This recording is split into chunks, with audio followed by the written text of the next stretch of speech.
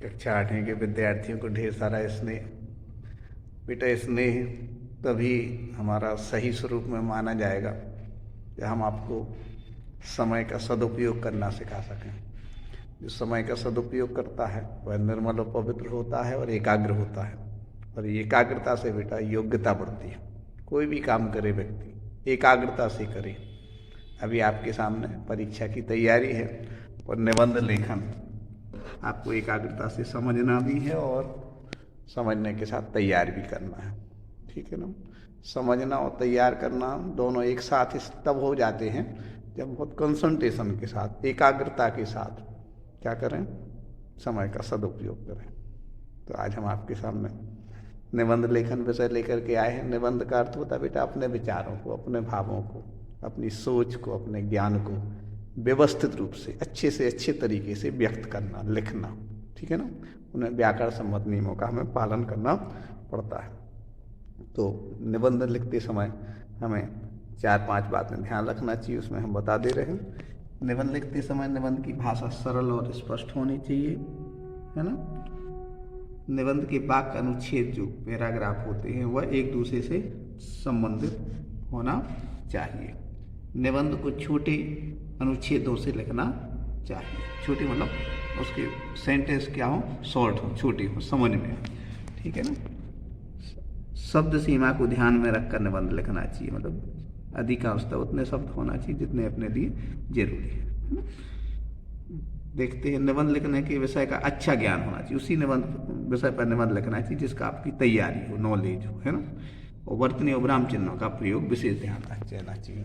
तो आपकी तैयारी के संबंध में बहुत सारे बच्चों के अंदर जिज्ञासा है कि सर कौन कौन से निबंध तैयार करें। बेटा 2-3 निबंध तो तैयार कर लेना चाहिए, और तब निबंध तैयार करने के लिए ज़्यादा कुछ आपके लिए विषय अलग नहीं जाना। इसी पुस्तक में मान लो स्वामी दयानंद सरस्वती सत्संगति का महत्व और मानव वही जिसमें मानवता हो, विज्ञान वरदान या अभिशाप, मान लो ये 4 निबंध आपके सामने हैं। इन 4 में से आप मान लो सत्संगति का महत्व, इसमें मोरल वैल्यू भी है और उसमें ये आप मान लो तैयार करेंगे तो आपके लिए आम की आम गुठलियों की नाम तैयारी भी होगी। और साथ में देखो सत्संगति 2 शब्दों से मिलकर बना है। सत अर्थात अच्छा और संगति अर्थात साथ। पूरे शब्दांश का अर्थ है अच्छे लोगों के साथ, यानी मनुष्य एकाकी अथवा अकेला नहीं रह सकता। प्राचीन काल से आज तक वह समूह या समुदाय में रहता आया है।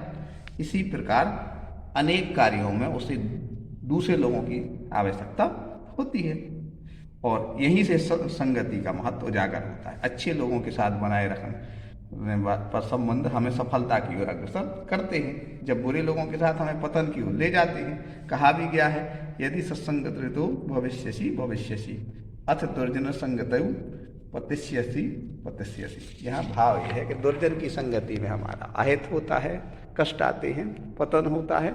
अच्छे लोगों की संगति में हमारा जीवन ऊंचाई को प्रदान करता, पवित्रता बढ़ती, एकाग्रता बढ़ती, योग्यता बढ़ती, है ना। किसी की योग्यता समझना है तो उसकी फ्रेंड सर्कल समझ लो, उसके बैकग्राउंड को समझ लो, उसके 23 घंटे कैसे निकलते हैं इसमें निकालो। शरीर को एनर्जी देना अच्छी बात है, लेकिन शरीर के साथ में आत्मा जो चेतना है इन दोनों का समन्वय बनाना हमारी योग्यता मानी जाती है ना। ना शरीर को एकदम थकाना कि तनाव आ जाए, और ना ही इतना आलस्य देना कि बीमारियां हो जाए। अधिकांश बीमारियां आलस्य से आती हैं, गरीबी भी आलस्य से आती है, अपमान भी आलस्य से होता है, और सम्मान, पवित्रता, निर्मलता, संपन्नता, योग्यता, अच्छे अंक कब आते हैं जब आत्मा और शरीर का हम क्या बनाते हैं, संतुलन बनाते हैं। ये सत्संगति से होता है। अच्छे लोगों में आप देखना उनका एक मिलने का निश्चित समय रहता, बात करने का एक निश्चित समय रहता। क्यों? क्योंकि उनकी सत्संगति निश्चित होती कि इतने बजे हमें भजन करना है, इतने बजे हमें कोई ईमानदारी से काम करना है, इतने बजे हमें पारिवारिक जिम्मेदारियाँ, इतने बजे सामाजिक जिम्मेदारियाँ। ये बहुत ही सामाजिक मतलब सारे लोगों, तो सत्संगति से ही व्यक्ति का उत्थान होता है। और दुर्जन की यदि संगति हो गई दुर्भाग्य से तो क्या होता, पतन होता। इस छंद में ये बताया गया। ठीक है।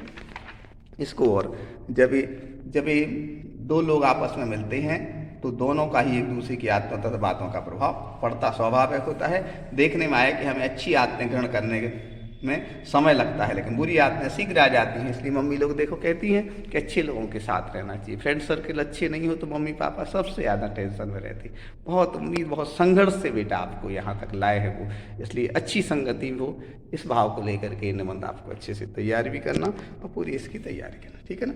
मानव वही जिसमें मानवता हो, यह भी निबंध है, इसको भी आप चाहे तो तैयार कर सकते हैं। कहने का भाव, समझाने का भाव, मानव क्या है, वास्तव में सर्वोत्तम कृति है संसार में, सबसे ज़्यादा पावरफुल कौन होता है, मनुष्य होता है।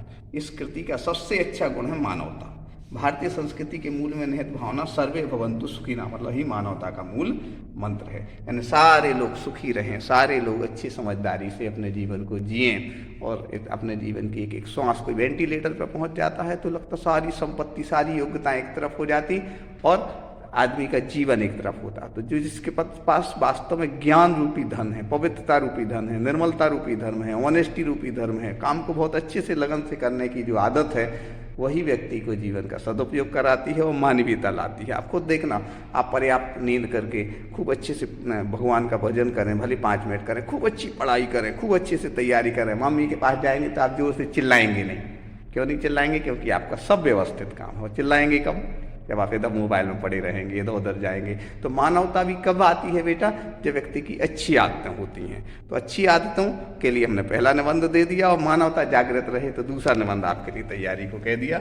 आहार, निद्रा, भय आदि गुण प्रकृति सभी प्राणियों को मिलते हैं, परंतु मानव को अन्य प्राणियों से अलग है। तो उसके भीतर दया, करुणा, उदारता, त्याग, परोपकार, सहानुभूति, सदाचार, लोक कल्याण से युक्त मानवता की भावना, जिसमें बेगुण एवं गुण नहीं है, भी वास्तव में मानव कहलाने योग्य नहीं। शरीर से मनुष्य होना, हम खासतौर से अपनी माताओं बहनों से कहते, बच्चे सभी लोगों से कहते, बेटा शरीर से कोई अच्छा दिख रहा है तो वो अच्छा नहीं है बेटा, उसके अंदर मानवीयता है कि नहीं है, ये ध्यान रखना चाहिए। मानवीयता क्या कहलाती है? बहुत निर्मल दृष्टि, पवित्र दृष्टि, सबके ऊपर दया करुणा का भाव रखना, अपने सारे अपने लोगों के प्रति सम्मान और रिश्तों की गरिमा बनाए रखना, ये जिम्मेदारी, मनुष्यता जिसके अंदर होगी वही ये कर सकता है। शरीर से तो मनुष्य कोई भी हो सकता है, हजारों लाखों लोगों को मारने वाले लोग भी, आतंकवादी लोग और बड़ी बड़ी भाषण देने वाले लोग, अच्छी कविताएं पढ़ने, गीत करने वाले लोग भी कई बार निर्दयी होते हैं कि अपने ही लोगों को सताते रहते हैं। तो मानव वह है जिसमें मानवता है, कहने का तात्पर्य है, ठीक है ना। सबसे पहले तो अपने ही आपसे प्रेम करना चाहिए, अपने को व्यवस्थित करना, मनुष्यता अपने अंदर आएगी तो वास्तव में उसका प्रभाव चारों तरफ, इसलिए निबंध भी महत्वपूर्ण है। इतिहास की दृष्टि से डाले प्रत्येक राष्ट्र युक्त उदाहरण होते। ईसा मसीह सूली पर चढ़े तो सुकरात ने विषपान किया, महात्मा गांधी देश के हितार्थ अपना सर्वस्व समर्पित कर दिया, मदर टेरेसा ने दीन दुखियों, अनाथों, विकलांगों एवं रोगियों की सेवा स्वयं को समर्पित कर दी। यही सच्ची मानवता है। किंतु विडंबना है कि हजारों वर्षों के उत्कर्ष के बाद भी आज क्या हो रहा है? मानवता जैसे दिव्य गुणों को भूलता जा रहा है। वह अपने गौरवशाली अतीत परंपराओं का पोषण करना ही नहीं चाहता। दया, करुणा, सहानुभूति, सदाचार, श्रेष्ठ मानवीय वृत्तियों का आज मनुष्य के हृदय में निकाल भागने को आतुर है। आतुर है मतलब बाहर जाने के लिए तत्पर है। अब किसी का कारुणिक रुदन मानव को व्याकुल नहीं कर सकता। आज वह किसी की सहायता नहीं करना चाहता। कहने का तात्पर्य, समझाने का तात्पर्य, लोग अपने सेल्फिश हो गए। जितने लोग दुखी हैं, परेशान हैं, स्वार्थी इसलिए तो परेशान हैं। निस्वार्थ भाव से खूब ईमानदारी से पढ़ाई करें, आप खूब ईमानदारी से भगवान का भजन करें, खूब ईमानदारी से शरीर की केयर करें, खूब ईमानदारी से अपने रिश्तों, परिवार, समाज, देश के लिए करें, तो करुणा, दया का भाव अपने आप जागृत आएगा, होगा। तो यहाँ कहने का तात्पर्य, ये सब स्वार्थी होने के कारण समस्याएं बढ़ रही हैं, ठीक है ना। कभी विवाद का नेतृत्व, तो कहीं व्यक्ति स्वार्थों के संरक्षण, कहीं विवाद जन्म लेती श्रेष्ठता, कहीं धर्म की श्रेष्ठता, अपने आचरण से मानव आज पतन की कगार पर खड़ा हुआ है।